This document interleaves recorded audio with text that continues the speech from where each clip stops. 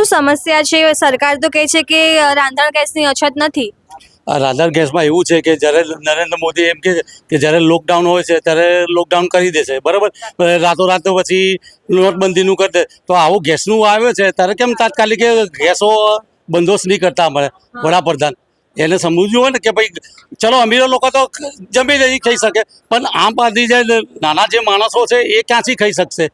એમને બી ઘરમાં તો 7-7, 10-10, 5-5 છોકરા હોય કે એમના ફેમિલી હોય, એમને કીધર જમાડી શકે? એ એમને જોવાનું નહીં. આપણે પ્રધાનમંત્રી મોદી કહે છે ગરીબોની સરકાર છે. ગરીબોની સરકાર કहाँ છે દેખાય? બધાની સરકાર છે. એ ક્યાં બોલે છે એવું? બધાને અહીંથી અત્યારે કેવું ચાલે છે એમનું શોષણ ખબર?